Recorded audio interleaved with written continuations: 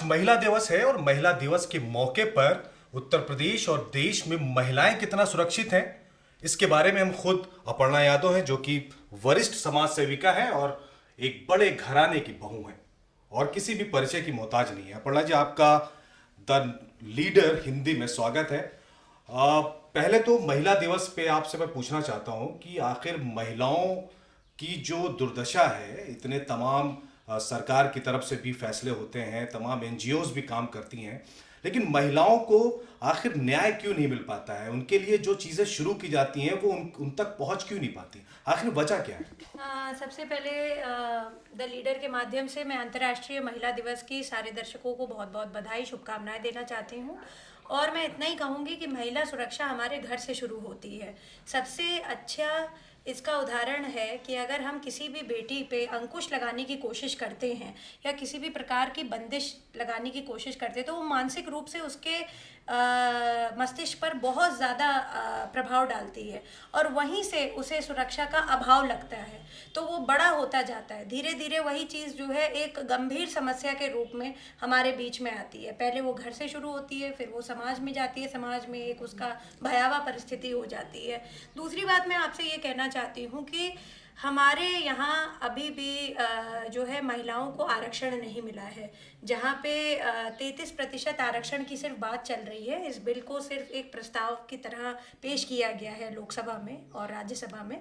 तो मैं चाहती हूँ कि हमारी जो गवर्नमेंट है इसको जल्द से जल्द पास कराए, क्योंकि पार्टीज़ में हो, चाहे कोई भी पॉलिटिकल पार्टी हो, रीजनल हो, सेंट्रल हो, उसमें महिलाओं का अभी भी अभाव है पार्टिसिपेशन में, क्योंकि कोई भी अपनी घर की बहू बेटियों को आज भी पॉलिटिक्स में नहीं भेजना चाहता है।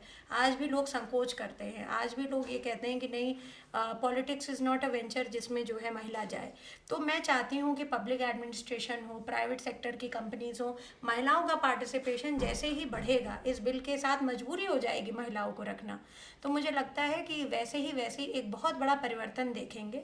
और एनसीआरबी के जो स्टेटस हैं वो ग्रिम जरूर हैं इस समय, खासतौर से अगर हम उत्तर प्रदेश की बात करें, मगर मैं ये भी कहना चाहती हूँ कि कई जहाँ पे कहते हैं कि एक there is always a silver lining in a black cloud, तो कई ऐसे programs government of India and Uttar Pradesh government run कर रही है जो महिलाओं के पक्ष में भी हैं, और उसका फ़ायदा उठाने के लिए महिलाओं को अवेयर करने की हमें ज़रूरत है।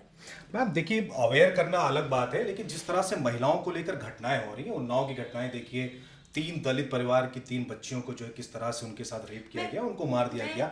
इस तरह की चीज़ें जो है वो जब समाज के बीच में आती हैं, ऐसी खबरें, तो किस तरह से फील करेगा, कैसे महिलाएं सुरक्षित अपने को महसूस करेंगी? मैं खुद ब खुद भी बहुत ही कुंठित महसूस कर रही थी जब ये घटनाएं हुई, चाहे उन्नाव की हों, चाहे हाथरस की हों, अन्य कई घटनाएं हुई इस बीच में। बहुत ही ज़्यादा मुझे दुख भी हुआ, बट दुर्भाग्यपूर्ण परिस्थिति, मैंने आपसे सबसे पहला पॉइंट यही कहा कि घर से ही शुरू होती हैं। 80%, ये एनसीआरबी का डेटा आप उठा लीजिए, 80% से ज़्यादा केसेस में जो गुनहगार होते हैं वो जान पहचान वाले ही होते हैं। किसी के चाचा, किसी के मामा, किसी का जो है दूर का भाई, या इसी तरीके के लोग होते हैं, मतलब रिलेटिव्स में ही पाए जाते हैं, या गांव का कोई लड़का हो, या इसी तरीके के जो रेप जैसी घटनाएं होती हैं या छेड़खानी की जो घटनाएं होती हैं। तो मैं चाहती हूँ कि घर पे हम अपनी बच्ची को रोके नहीं, टोके नहीं, उतना ही रोकें, उतना ही टोके जितनी आवश्यकता हो। इतना ना रोक दें, इतना ना टोक दें जो वो चुप ही रहना सीख ले। तो चुप्पी जब नहीं तोड़ेंगे तभी ये नासूर बन के हमारे समाज में फैलेगा, और मैं चाहती हूँ कि हम चुप्पी तोड़ें, इसको ब्रेक करें।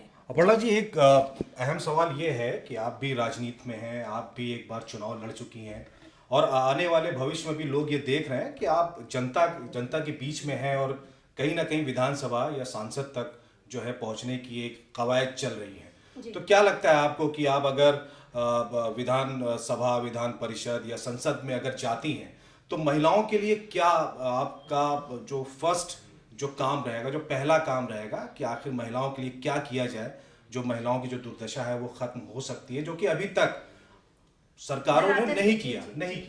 मैं सबसे पहले विमेन रिजर्वेशन बिल के लिए ही पास करने की कवायद रखूंगी और हमेशा से मैंने यही बोला है। मेरा तो बड़ा मन था कि 50% रिजर्वेशन हो महिलाओं के लिए, पर गवर्नमेंट ऑफ इंडिया को लगता है कि ये शायद 33% तक ठीक रहेगा। अगर 33 भी दे रहे हैं प्रतिशत तो हमें वो भी स्वीकार है।